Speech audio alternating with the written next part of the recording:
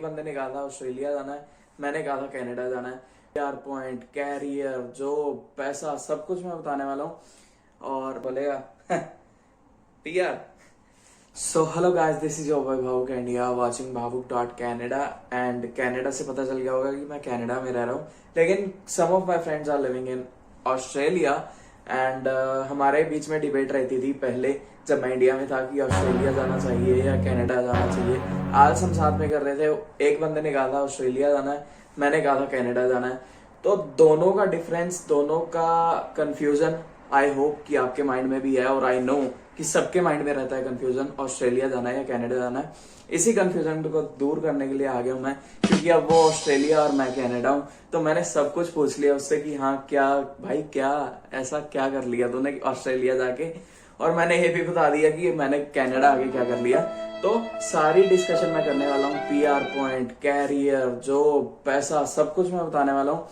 और वीडियो ध्यान से देखना, अगर आप ऑस्ट्रेलिया या कनाडा से ही देख रहे हो तो मेरे को डिफरेंस भी बताना कि मैं सही हूं या नहीं बोल रहा, है ना।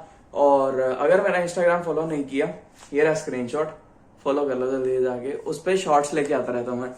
So let's begin it.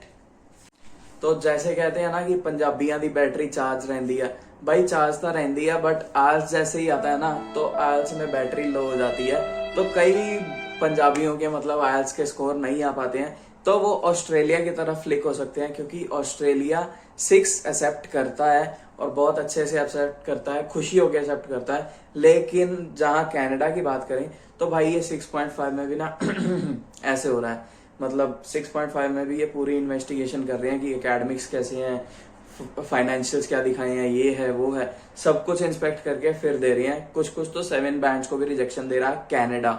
Australia 6 वालों को वो आ जाओ, तेल क्यों लगा रहे हो, ऐसे हो रहा है। ठीक है, तो प्रोसेसिंग टाइम की बात कर लूं, ऑस्ट्रेलिया का प्रोसेसिंग टाइम थोड़ा सा ज्यादा है as compare to Canada nowadays. उसके बाद आ जाती है, आप कनाडा पहुंच गए या ऑस्ट्रेलिया पहुंच गए, आपने काम करना है। काम के लिए आपको पैसा मिलेगा, पैसा मिलेगा ऑस्ट्रेलिया में $23 पर आवर, जहां की कनाडा की बात करें तो वो मिलेगा आपको $15 पर आवर। तो $7 का यहीं पे डिफरेंस आ जाता है, $7 to $8 का डिफरेंस यहाँ पर आ जाता है। और कनाडा में काम की बात करूं तो विंटर्स में थोड़ा सा ड्रॉप हो जाता है, लेकिन ऑस्ट्रेलिया में वो स्टेबल ही रहने वाला है आपका। अगर आप ऑस्ट्रेलिया जाते हो, किसी भी मंथ में जाओगे, आपको जॉब मिल जाएगी आसानी से, जो कि कनाडा में पॉसिबल नहीं होता। कई लोग होते हैं 2 महीना भी रुक जाते हैं, 3 महीना भी काम नहीं मिल पाता, और जो कि स्पेशली दिसंबर इनटेक में आते हैं, जनवरी इनटेक में आते हैं, उनको 1 महीना 2 महीना काम नहीं मिलता और अपने खर्चे खुद ही निकालने पड़ते हैं, सेविंग में से निकालने पड़ते हैं, जो कि ऑस्ट्रेलिया में बात नहीं है ऑफ कोर्स, क्योंकि वहां पर आपको जॉब मिल रही है जॉब। और अगर मैं बात करूं फुल टाइम जॉब की, जैसे कि अभी तो स्टूडेंट पे पार्ट टाइम करोगे आप, लेकिन आपका कोर्स खत्म हो जाएगा, वर्क परमिट पे आ जाओगे, तो फुल टाइम अगर आप जॉब करोगे, ऑस्ट्रेलिया में एवरेज पड़ती है $30 to $34, जो कि कनाडा से डिफरेंट है। कनाडा में पड़ेगी आपको $25 to $30, जो कि $5 का डिफरेंस उसमें भी रह जाता है। That depends upon your job, कैसी जॉब कर रहे हो, कितनी डिमांड में जॉब है। आईटी में कर रहे हो तो भाई आईटी में Canada is better than Australia. तो यही कुछ टिप है आपकी जॉब के लिए, मनी के लिए, पैसा के लिए। तो इसके नेक्स्ट जो टॉपिक है वो है स्टडी स्ट्रक्चर। स्टडी स्ट्रक्चर अगर मैं बता दूं, कनाडा में हमें 70% की वर्थ के असाइनमेंट्स मिलते हैं, हमें वो करने होते हैं। ऑस्ट्रेलिया में 60 to 70% के असाइनमेंट हैं, वही करने होते हैं। प्रैक्टिकल वर्क ज्यादा है दोनों कंट्रीज में, तो दोनों में कोई ज्यादा डिफरेंस नहीं है। इंडिया में तो हमें करना होता था थ्योरेटिकल पूरा मतलब 100 नंबर का पेपर रट के जाना होता था फाइनल में। ऐसा कुछ भी नहीं है, यहाँ फाइनल पेपर दोनों में 30 कुछ % का होने वाला है, और वही आपका डिसाइड नहीं करेगा, आपके असाइनमेंट्स भी डिसाइड करेंगे।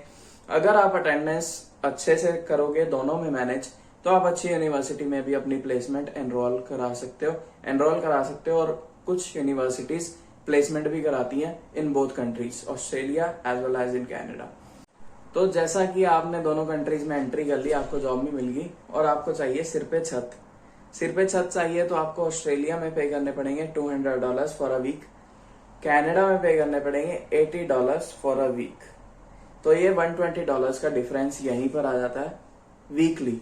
अगर मैं मंथली बताऊं तो $800 to $900 आपको पे करने पड़ेंगे। कनाडा में आपको $400 एवरेज मिल जाता है शेयरिंग में अगर आप लोगे, यहाँ पर भी शेयरिंग ही बताया मैंने, ठीक है। तो ऑस्ट्रेलिया और कनाडा में काफी डिफरेंस है फॉर लिविंग। ग्रोसरी और वो सब इक्वली रह जाता है, ट्रांसपोर्टेशन और ग्रोसरी और फोन बिल्स दोनों थोड़े बहुत सेम ही है, 19-20 का फर्क है, ज्यादा फर्क नहीं है।